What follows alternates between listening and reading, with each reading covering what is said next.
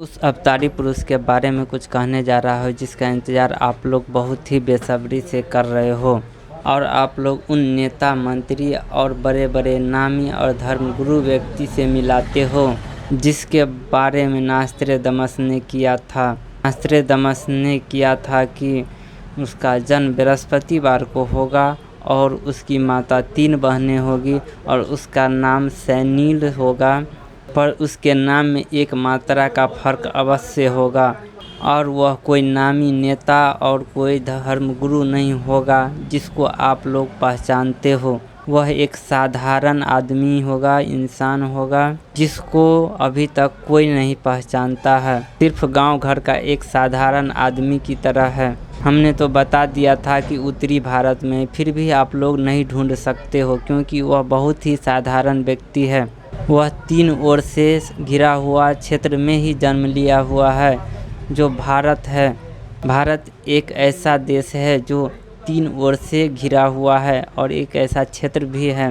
पर इतना ही नहीं, उसका जन्म तिथि नाम भी सटीक भविष्यवाणी हुआ है, पर हमारे अनुसार से इतना ही नहीं मिलता है। उसका तो धर्म ज्ञान बहुत ही प्रबल है और उसका धर्म ज्ञान मिलना बहुत ही बड़ी मिलना कहा जाएगा, तो किसी भी नेता मंत्री और आध्यात्मिक व्यक्ति से मेल नहीं खाता है। उसका ज्ञान पूरा विश्व को ढक लेने जैसा है। उसके ज्ञान के सामने दुनिया का सभी धर्म गुरु छोटा पड़ रहा है।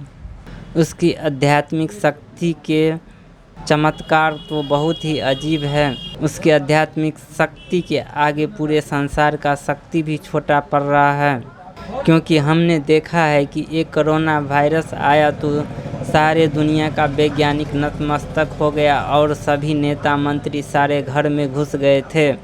सभी को अपने अपने किस्मत पर रोना पड़ा था। न जाने ऐसे क्या क्या अब आने वाला है जिसके कारण से सभी जनता त्राहिमाम करेगा और उस अवतारी पुरुष को पुकारेगा। अब तो आने वाले समय में सभी धर्मगुरु, सभी नेता और सभी हमारे जितने भी रक्षा करने वाले सैनिक है वो भी शायद काम न आवे। ऐसी परिस्थिति आएगा जिसके सामने सभी लाचार हो जाएगा।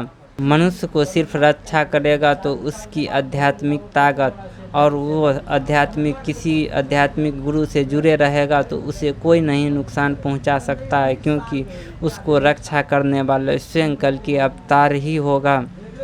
वह अब ज्ञान का प्रकाश फैलाने वाला है। उसके ज्ञान के प्रकाश तो पूरे संसार में फैल जाएगा। देखते ही देखते बहुत कम समय में पूरे संसार को ढक लेगा। उसके ज्ञान के से सभी वंचित नहीं रह पाएगा, कोई भी वंचित नहीं रह पाएगा। सबको यह ज्ञान मिलेगा और मुफ्त में मिलेगा। अभी की धर्मगुरु की तरह नहीं होगा जो पैसे के बल पर ज्ञान देता है और पैसे के कारण और अपने प्रसिद्धि के कारण ज्ञान देता है, जिससे मैं प्रसिद्ध हो जाऊं और मेरे ज्ञान की चर्चा हर जगह हो। आजकल की धर्मगुरु प्रतिष्ठा और मान के लिए वह धर्मगुरु है, ज्ञान के लिए नहीं, जो कि सही रास्ता दिखा दे। आजकल कोई भी धर्मगुरु सत्य से परिचित नहीं है। आजकल के सभी धर्मगुरु कहते हैं कि मरने के बाद मिलेगा तुम्हें वो स्थान, परंतु यह शरीर को जीवित रहते हुए प्राप्त नहीं होता है तो मरने के बाद कभी नहीं प्राप्त होगा। यह चैलेंज है। जब तक आप इस शरीर को रहते हुए उस सत्य को नहीं देख लेते हैं, उस सत्य को नहीं परख लेते हैं, उस सत्य से अवगत नहीं हो जाते हैं, तो मरने के बाद आप कभी नहीं हो सकते हो और न ही परम आनंद का स्थान तुम प्राप्त कर सकते हो। इसीलिए सत्य को पहचानो और किसी को बुरा मत करो, नहीं तो आने वाला अवतारी पुरुष किसी को छोड़ने वाला नहीं है। जो असत्य करेगा और असत्य के रास्ते पे चलेगा, जो सत्य और सही मनुष्य होगा उसे हर समय रक्षा करेगा।